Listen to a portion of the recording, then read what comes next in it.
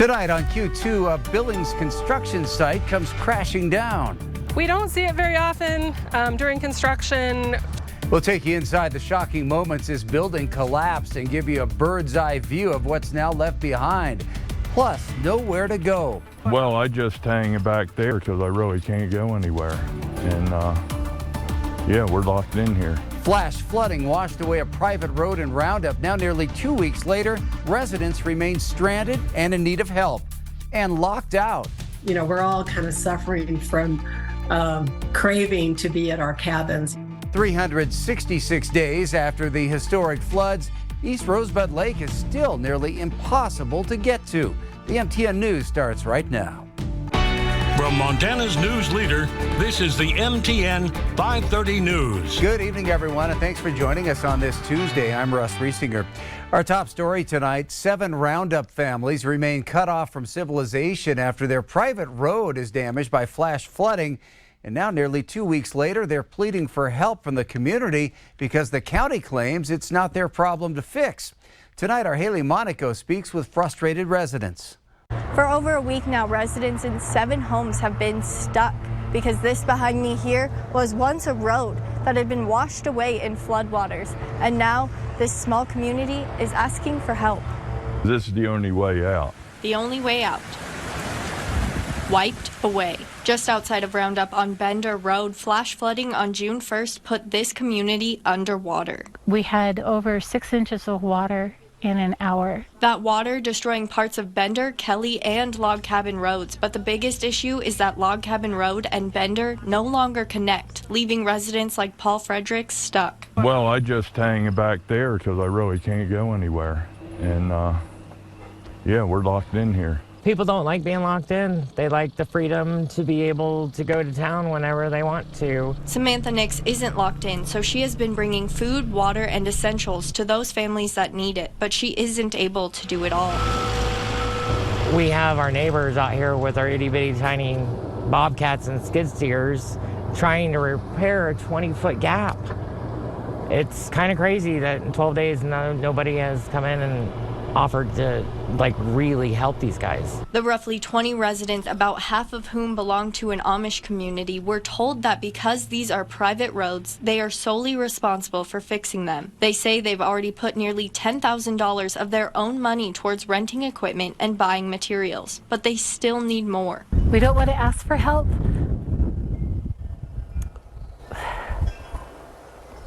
but we need it.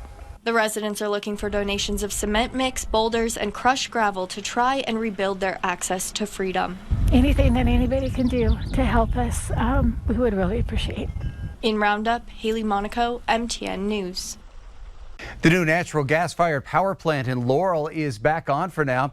This comes after changes were made by the 2023 state legislature allowing construction to start back up. Yellowstone County Judge Michael Moses previously ruled construction on the plant could not proceed because the Department of Environmental Quality failed to consider proper lighting and had not taken a hard look at the environmental impacts, specifically greenhouse gas emissions.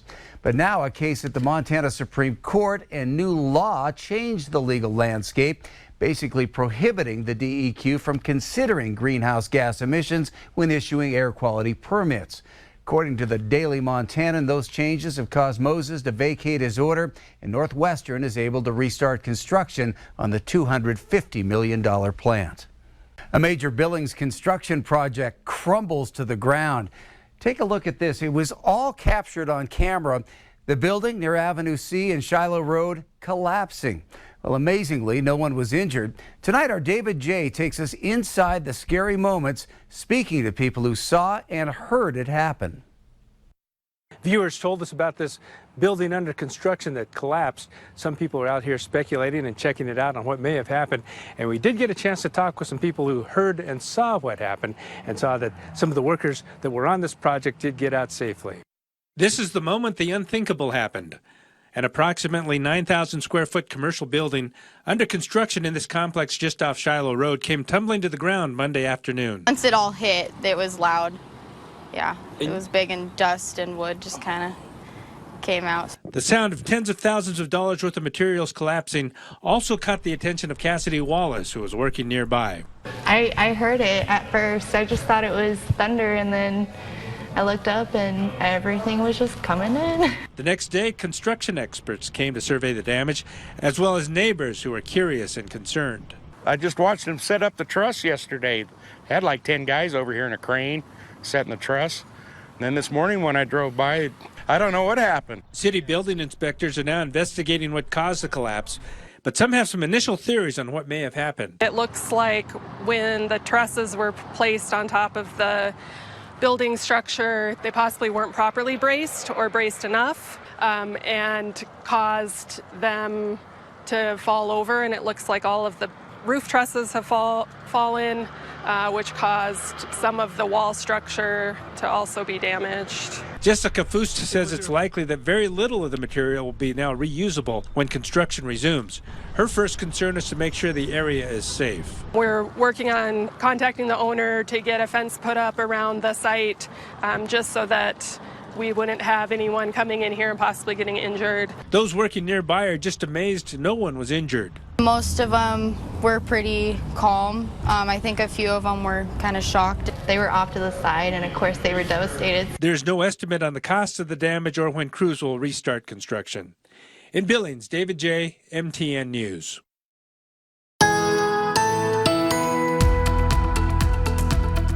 Thanks to Chuck for this picture from this afternoon out at Swords Park, catching some of that colorful cactus rose out there. One of the benefits of having moisture around this time of year. Some other things I would like to make you aware of. This is kind of a notable information. Beginning tomorrow, it's been about 2 weeks since we've had storms move from the west to the east. That's going to return tomorrow. The last couple of weeks, most of our storms have been going east to the west. So again, a notable change as we get that cold front coming through tomorrow. That's one of the things I want to clue you in. Tomorrow is our best chance of thunderstorms with that cold front. We have the coolest day on Thursday, a warming trend Friday through Sunday, and then thunderstorms return late in the weekend into early next week. We'll have the details a little bit later in the show. Here's a true sign that summer is here to stay. Glacier National Park's iconic Going to the Sun Road officially opening for the season this morning. That road may now be accessed by motorized vehicles all the way through from both the West Glacier and St. Mary entrances. This is the earliest the road is open since 2005. The park does warn that there are several construction zones which may cause delays. Glacier National Park's free shuttle service along Going to the Sun Road will begin operating on July 1st. With it fully open, the park is increasing the number of vehicle reservations available in the corridor. All that information can be found on our website, ktvq.com. Yesterday marked the one-year anniversary of the historic floods that ravaged south central Montana. And now, 1 year later, one community remains cut off from civilization. Cabins at East Rosebud Lake are empty this June after the gravel road to the lake was destroyed. Our Casey Conlon laced up his hiking boots to try and get to the lake on foot. Tonight, he gives us a first-hand look at the damage that remains. Is this the longest stretch in 30 years that you haven't been there? Yes. Yes. The public might refer to the cabins surrounding East Rosebud Lake as second homes, but they mean more to residents like Dale Hayes than anywhere else in the world. Some people have been coming here their entire lives. Their entire lives have revolved around coming to East Rosebud in the summer. Last June, that access was cut off, first from the inside. Hayes took this video aboard a National Guard Chinook helicopter that rescued those stranded at the lake after floodwaters overtook many sections of the lone road to Alpine. The cars left there were eventually airlifted out one by one, including Hayes' blue Subaru, which now sports a dynamite new bumper sticker. Hayes and many others hiked the 3 miles into Alpine last September when water levels had receded, but most haven't been back since. You know, we're all kind of suffering from craving to be at our cabins. So instead, East Rosebud Lake Association President Teresa Erickson has been working the phones from Billings, and she's making progress. The thing I feel the most about this whole experience is just grateful. In a surprising twist, a handful of government organizations worked quickly to appropriate money to fixing the East Rosebud Road. Hayes, myself, and my dog walked in from where the road ends. Oh, this is interesting. There's no more pavement, instead a boulder field, but one that is getting smaller and smaller thanks to these large machines breaking up the big rocks, the start of a new path. After about a mile, our journey came to an abrupt halt at the rushing waters of East Rosebud Creek. What are your thoughts about what we're looking at right now? It's a lot more water than it used to be, and it's a lot wider than the old 2-mile bridge used to be. 2 Mile Bridge, aka 2 miles from the lake. A year ago, it only spanned this far. Now, you can see the other side of the road right there as I point.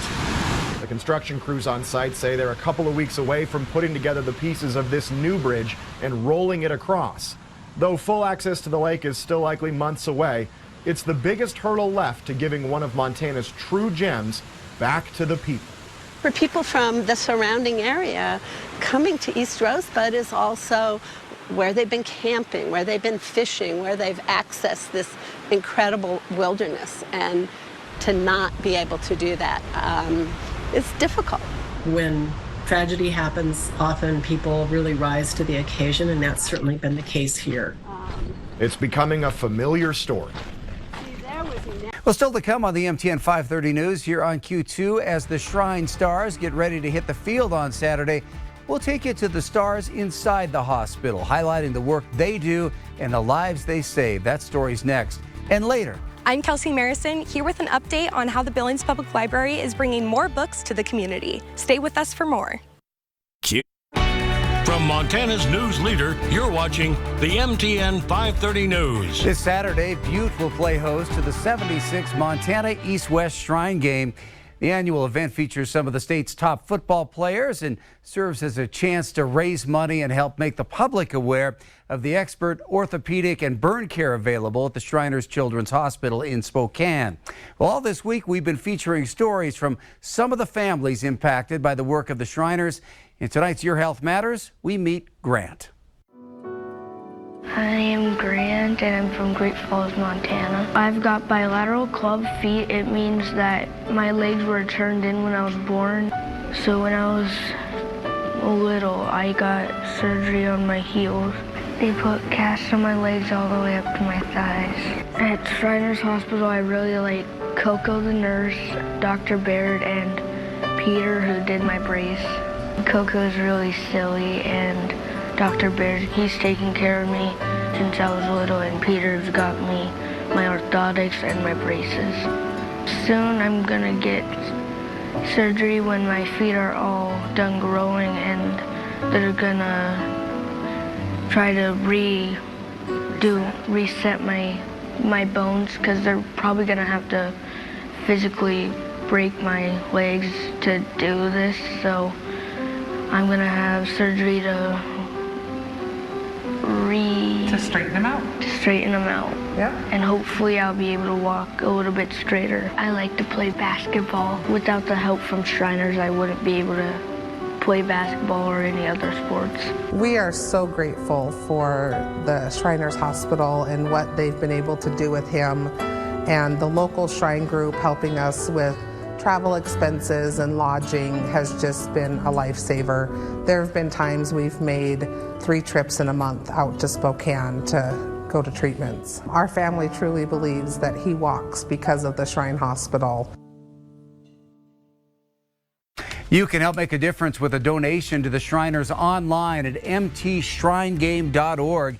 And don't forget, you can watch this year's game Saturday night with coverage starting at 6 right here on Q2 and with the KTVQ streaming app. Keith's joining us again. Another nice day, but some changes are on the way, it looks like. Changes are on the way. Chuck got us some nice colors out there last evening, so I thought I'd share that this evening. But we do have changes on the way. We'll talk about those after the break. The MTN 530 News continues right after this.